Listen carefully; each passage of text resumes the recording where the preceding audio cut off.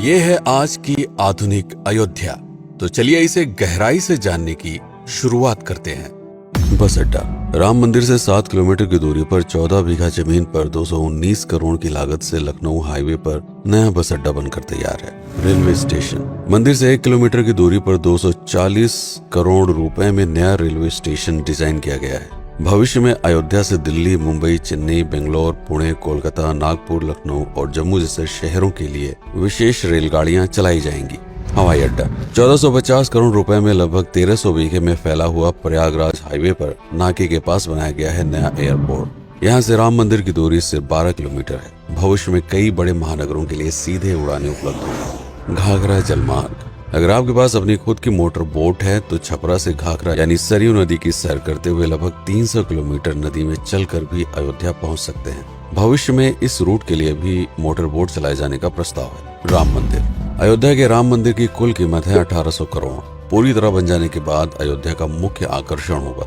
राजस्थान के मशहूर मकराना के पत्थरों से आकार लेते इस मंदिर की अनुमानित उम्र होगी लगभग 1000 साल। 22 जनवरी को पहली मंजिल का उद्घाटन होगा, जिसमें राम की बाल्यावस्था की मूर्ति रखी जाएगी। बाकी की 2 मंजिलों का कार्य चलता रहेगा। खजुराहो के मंदिरों की नागर शैली के आधार पर इसे तराशा जा रहा है। मंदिर का कुल क्षेत्रफल 156 एकड़ या 251 बीघा है।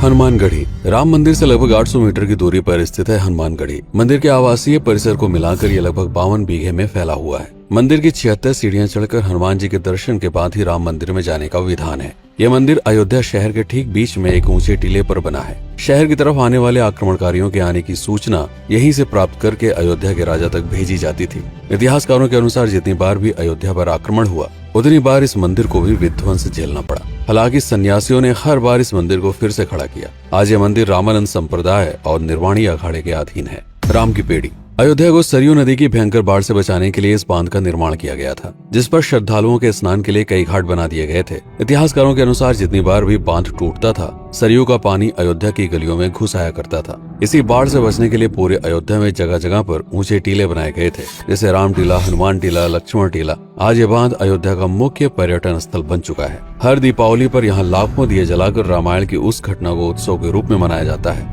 जब श्री राम अयोध्या वापस लौटे थे। अयोध्या के कई बार उजड़ने के पीछे एक कारण इस नदी को भी माना जाता है। हालांकि इसी नदी की वजह से यहाँ पर गन्ने की खेती बड़े स्तर पर की जाती है। लता मंगेशकर चौराहा। नया घाट और बस स्टैंड के पास ही अयोध्या का मुख्य चौराहा 6.7 करोड़ रुपए में बनकर तैयार हुआ है। पद्मश्री से सम्मानित राम सुथार जी ने 2 माह के कठिन परिश्रम के बाद इस 40 फीट लंबी वीणा को आकार दिया। 14 टन की इस वीणा को लता जी के स्मृति चिन्ह के रूप में यहाँ पर लगाया गया है। इसीलिए इसका नाम नया घाट चौराहे से बदलकर लता मंगेशकर चौराहा कर दिया गया है। धर्मपथ। नया घाट से कुछ पहले सड़क के दोनों तरफ 30 फीट ऊंचे 40 सूर्य स्तंभ लगाए गए हैं, जिसे धर्मपथ का नाम दिया गया है, जो श्री राम के राजकुल सूर्यवंश का प्रतीक है। दशरथ समाधि स्थल। नए बस अड्डे के बगल से एक पतली रोड कछार से आगे बढ़ते हुए लगभग 12 किलोमीटर दूर ले आती है दशरथ समाधि स्थल, जो बिलहर घाट पर मौजूद है, जिसके बारे में मान्यता है कि यहाँ पर राजा दशरथ का दाह संस्कार हुआ था। राम मंदिर के साथ ही इस जगह को भी पर्यटन स्थल के रूप में विकसित किए जाने की योजना पर कार्य चल रहा है। भरत कुंड। अयोध्या से 15 किलोमीटर दूर है नंदीग्राम। यहाँ मौजूद तालाब को भरत कुंड कहते हैं। मान्यता है कि इसी जगह से भरत ने पूरे अयोध्या का राज कार्य संचालित किया था। पर्यटकों के लिए इस स्थान को भी विकसित किया जाएगा। गुप्तार घाट। राम की बेड़ी से सरयू नदी के किनारे चलते हुए 10 किलोमीटर दूर स्थित है गुप्तार घाट। ये कैंट एरिया में पड़ता है। इस जगह को श्री राम के जल समाधि के रूप में महत्व दिया जाता है। इसके अलावा अयोध्या नगर में हर गली में कई विशेष मंदिर हैं, जिनकी अपनी मान्यताएं हैं, कथाएं हैं, विशेषताएं हैं। पूरी तरह से विकसित हो जाने के बाद नई अयोध्या को पूरी तरह से जानने के लिए, इसका आनंद लेने के लिए कम से कम 3 दिनों तक यहाँ रुकने की आवश्यकता है। देश विदेश से ज्यादातर पर्यटक भारत आते हैं उत्तर प्रदेश में आगरे का ताजमहल देखने और प्राचीन नगर काशी और सारनाथ घूमने। प्रश्न ये है कि अयोध्या घूमने और श्री राम का मंदिर देखने के लिए भला विदेशी क्यों आएंगे?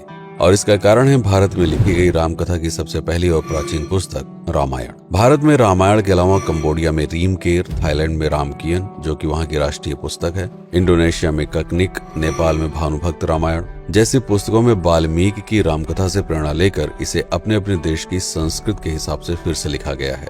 पात्रों के नाम, कुछ नई घटनाओं के अलावा मूल रामकथा सभी में एक जैसी है। इसके अलावा भारत में ही रामकथा को लेकर संस्कृत में 7 संस्करण, हिंदी में 3 संस्करण, गुजराती में 47, उड़िया में 14, तेलुगु में 5, कन्नड़ में 4 और अन्य भाषाओं में लगभग 17 संस्करण मौजूद हैं। इसके अलावा लिखे गए नाटक, कविताएं आदि को भी अगर मिला दिया जाए तो इस दुनिया में 300 से अधिक तरह से राम कथाएं बार बार लिखी गई हैं।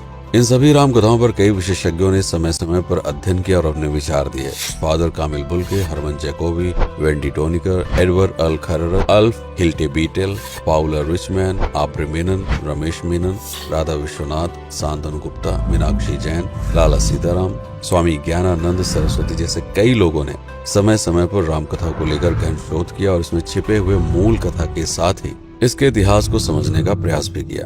राम कथा थी कौशल प्रदेश के द्वारा किष्किंधा और लंका पर विजय प्राप्त करने की पहली बार एक अखंड भारत के निर्माण की। रामायण महत्वपूर्ण इसलिए हो जाता है क्योंकि ये अखंड भारत युद्ध से अधिक व्यक्ति के आदर्शों, सूझबूझ, मित्रता जैसे गुणों से स्थापित हुआ।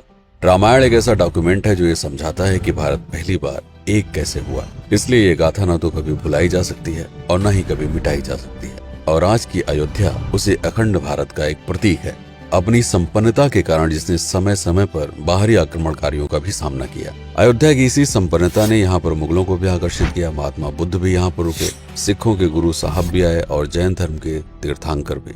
सिर्फ आए ही नहीं बल्कि उनके अनुयायी यहीं पर बसते चले गए। अयोध्या कितनी बार बसी, कितनी बार उजड़ी, इसके बारे में बहुत अधिक प्रमाण उपलब्ध नहीं है। सूर्यवंश के पतन के साथ ही अयोध्या का भी पतन होता रहा। बीच में कई सौ सालों तक अयोध्या मानो विलुप्त सी हो गई। इसका कारण क्या था, इसका कोई प्रमाण नहीं है। अयोध्या को फिर से खोजकर उसे स्थापित करने में बार बार राजा विक्रमादित्य का नाम आता है, लेकिन विक्रमादित्य एक उपाधि है जिसे कई राजाओं को दिया गया था। तो ये कहना मुश्किल है कि किस कालखंड के कौन से राजा ने यह कार्य किया। कुछ विशेषज्ञों का मत है कि यह काम उज्जैन के राजा विक्रमादित्य ने किया होगा। नंद वंश, मौर्य वंश, शुंग वंश, गुप्त वंश आदि